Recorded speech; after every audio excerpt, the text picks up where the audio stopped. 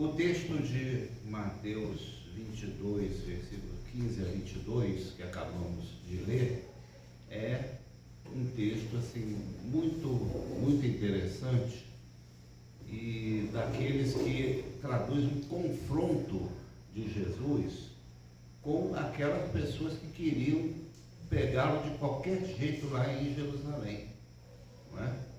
Ele já estava em Jerusalém, ele já tinha chegado na cidade e já vivia a sua última semana. Ele sabia que não sairia dali da mesma forma que entrou.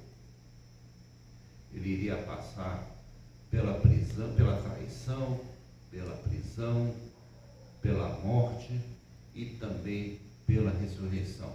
Tudo isso ia acontecer no intervalo de poucos dias.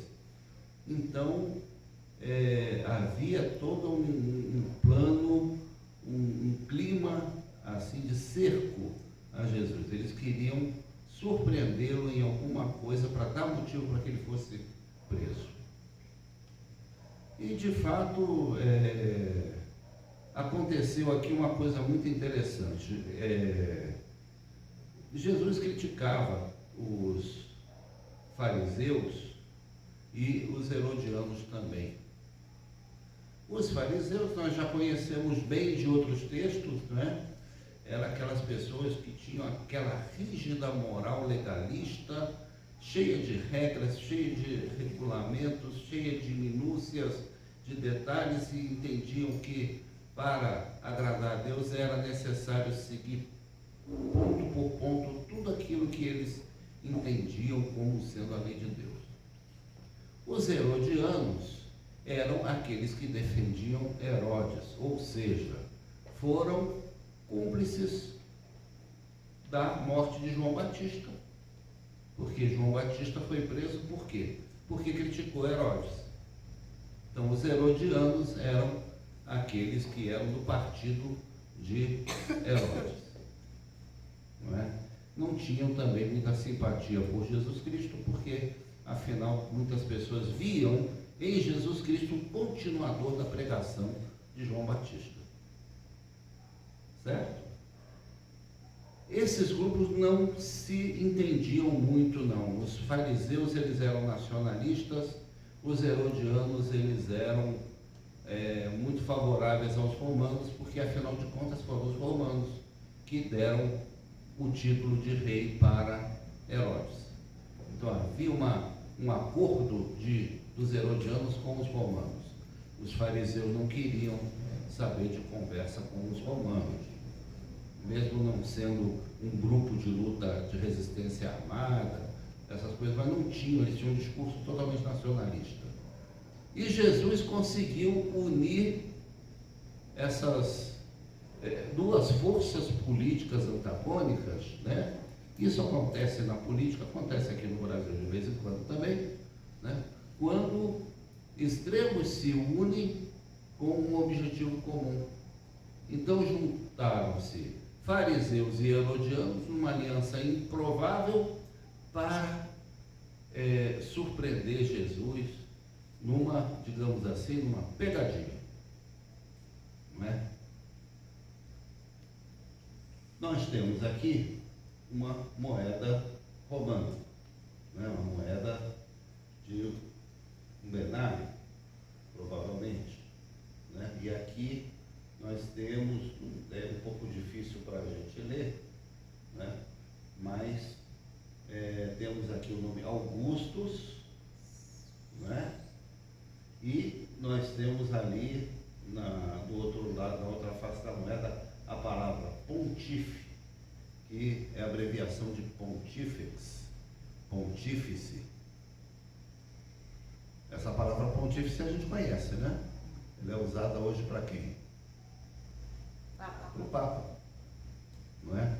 Porque o Papa é de Roma, né? E sendo o principal líder religioso de Roma, ele herdou do Império Romano, né? Não esse Papa especificamente, os Papas herdaram do Império Romano esse título de Pontífex, o fazedor de pontes, aquele que faz a ponte deste mundo com o outro, né?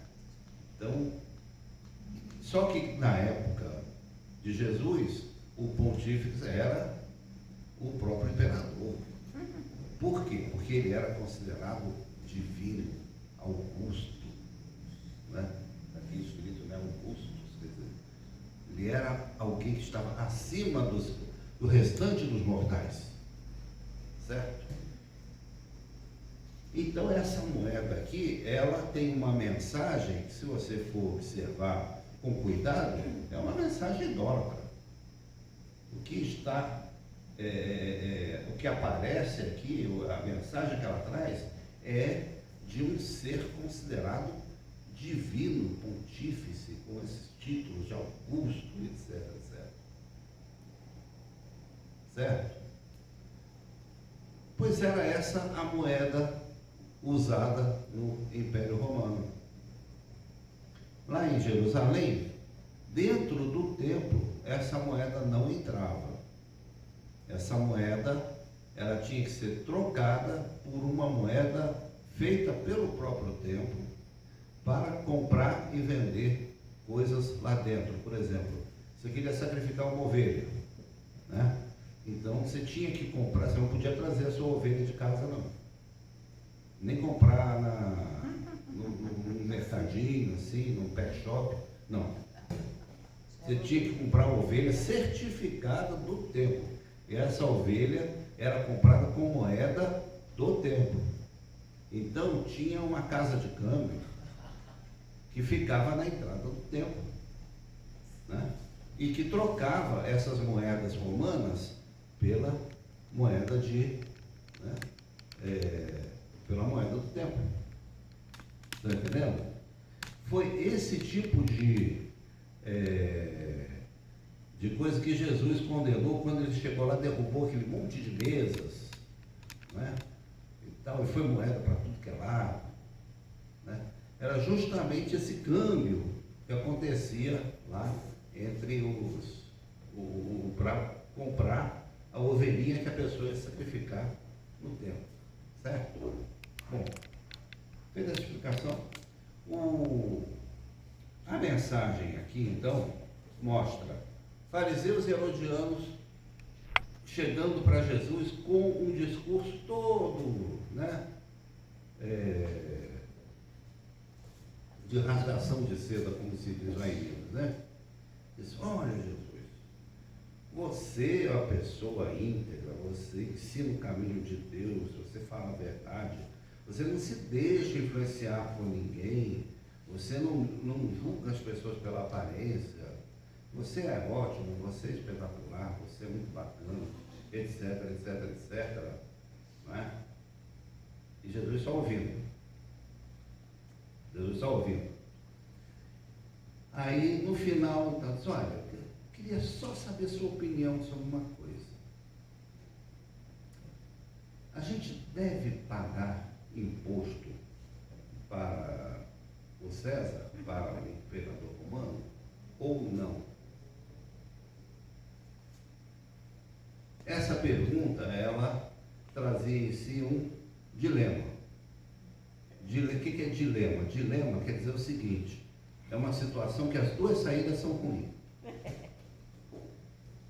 Se ele dissesse que não deve sim, tal, ele iria decepcionar muitos seguidores que viam em Jesus justamente aquele que ia derrubar o Império Romano. Muitas pessoas seguiam a Jesus com essa esperança, né, de terminar com o domínio romano de Israel, libertar o povo. Então ele iria frustrar essa parte dos seus seguidores. Ele ia ser taxado então de quê? De entreguista, de pelego, de aqueles termos todos são usados, né? Se ele dissesse não se deve pagar imposto para César, então ele estaria cometendo ali um crime, que seria de incentivar as pessoas a sonegar impostos. Daria motivo para ele ser preso pelos romanos, inclusive. Não é? Então, qualquer resposta que ele desse seria motivo para algum tipo de problema, algum tipo de prejuízo para ele, não é? E Jesus, então, percebendo a má intenção dele, né, responde, e aí mais uma vez a coisa da sabedoria judaica, né? Respondeu uma pergunta com outra pergunta, lembra? Os judeus são mestres nisso, e Jesus usou isso muitas vezes. Então ele diz, né?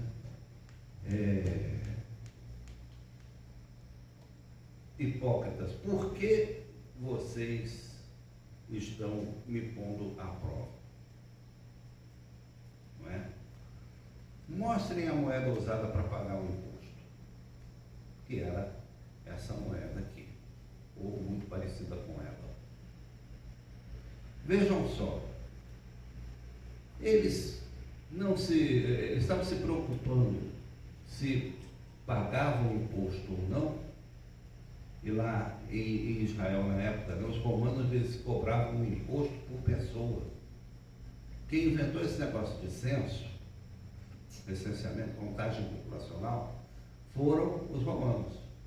A palavra censo é uma palavra latina. E para quê? Para saber a população, para formular políticas públicas para atender o conjunto da população, né? Não é isso que deixa fala? Pois é. Nada disso. Era para cobrar imposto. Para já ter uma previsão de arrecadação. Olha, nasceram mais 100 crianças na cidade e tal, né? Mais 100 denários aqui, daqui a pouco, né? A partir dos 14 anos. Não era tão pequenininho, não. Mas dos 14 aos 65 anos, né? Todo mundo tinha que pagar pelo menos uma moeda dessa para o imperador romano. E se tivesse uma loja lá, uma padaria, pagava o imposto da padaria, né? E se precisasse fazer alguma outra coisa, pagava o imposto do serviço que ia fazer, etc. Né? Eles nunca saíam perdendo. Então, isso atingia toda a população. Ninguém ficava sem pagar imposto. Só a partir dos 65 anos, né, já tinha, na época já tinha lei do idoso. Então, 65 anos, tal, você chegava lá, mostrava seu RG, você ficava liberado, né? Igual quando a gente vai andar de ônibus, né?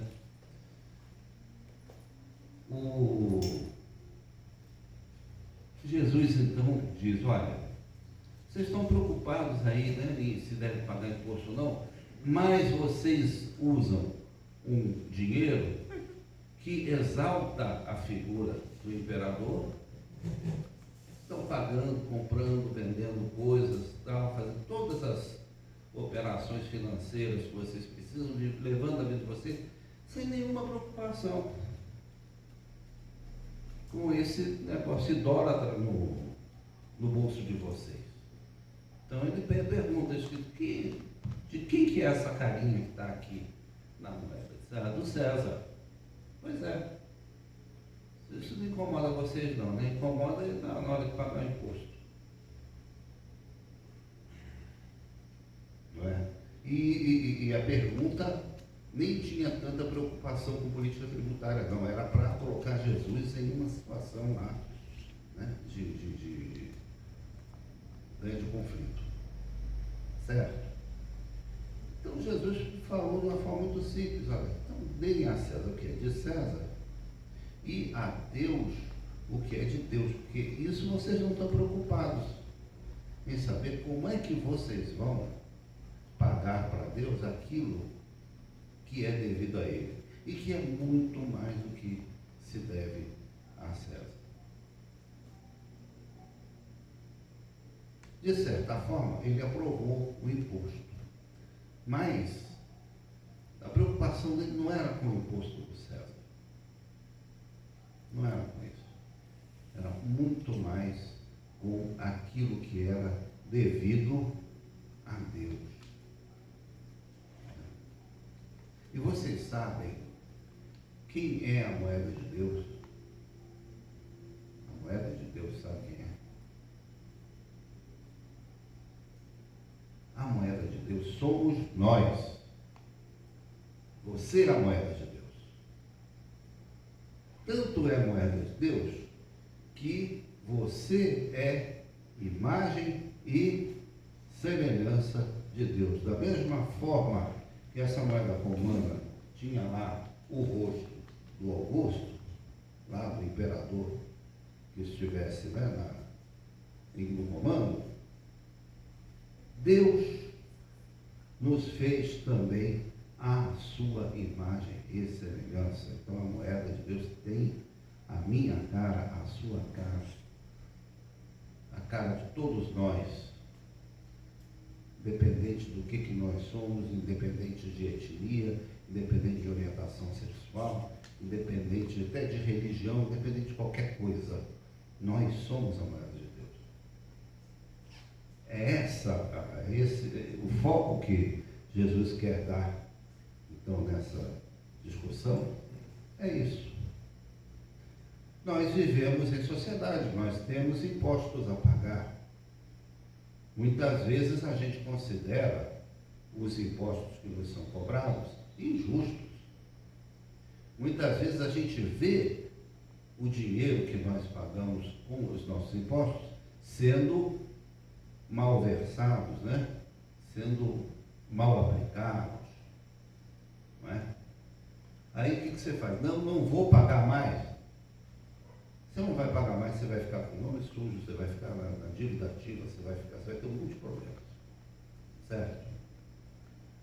A melhor maneira da gente questionar e tornar mais justos os nossos impostos é escolhendo pessoas que tenham o poder de redirecionar, de reaplicar esses recursos. É a nossa participação política.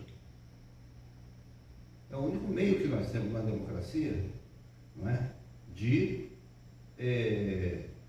tornar a aplicação do nosso dinheiro um pouquinho mais justa, um pouquinho mais de acordo com a nossa consciência, mais voltado para aquilo que a gente se preocupa na sociedade. E aí, isso é um dever nosso. Não adianta simplesmente a gente reclamar, né, porque o governo é ladrão. Não é? A gente precisa ser propositivo, a gente precisa ser participativo. Isso no Império Romano eles não tinham como fazer. Era pela força das armas mesmo, a coisa era, né? Nós temos esse poder.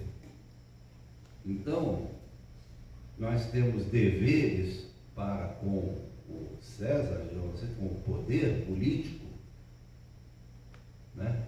Graças a Deus hoje destituído desses títulos divinos e místicos e, né? Uma democracia, a liderança política do país não pode ser colocada acima dos outros mortais. Né? É uma pessoa igual a qualquer um de nós. Mas nós temos o poder, sim, de determinar o que o dinheiro que nós damos, né? que nós damos, que nos é cobrado, né? Com que nós contribuímos, né? Por isso somos chamados de contribuintes, nós temos esse dever e temos o poder também de uma forma ou de outra, determinar onde ele tem que ser aplicado, indiretamente por representantes que a gente elege, certo? Agora, muito maior e muito mais ao nosso alcance é aquilo que a gente pode e deve oferecer para o nosso Deus. Não que Deus necessite, né, do nosso dinheiro, dos nossos recursos, não é isso. E nem estou falando aqui só de contribuição financeira para uma determinada igreja, para um determinado ministério. Estou falando de nós nos oferecermos a nós mesmos, especialmente ajudando o próximo, especialmente contribuindo com aquele que é mais necessitado. Hoje cedo tivemos aqui na escola dominical um estudo no livro dos Salmos sobre a prioridade que Deus dá de forma absoluta ao cuidado com o pobre e o necessitado dentro da sociedade. Vimos o Salmo 8, Salmo 9, Salmo 10, 11, 12 e 14. Lendo esses 6 salmos, nós localizamos facilmente essa expressão, né, dessa preocupação com o mais pobre, o mais carente, o mais necessitado na sociedade. Certo?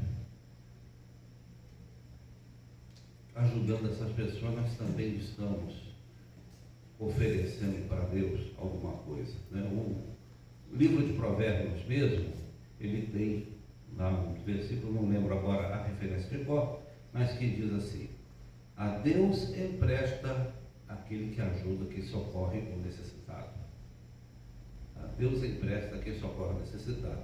Que é aquele provérbio popular, né? Quem dá aos pobres empresta a Deus. Lembra? Incomum, né? É bíblico. Está lá no livro de Provérbios. Né? Essa expressão, a César o que é de César, ela também virou um ditado popular, né?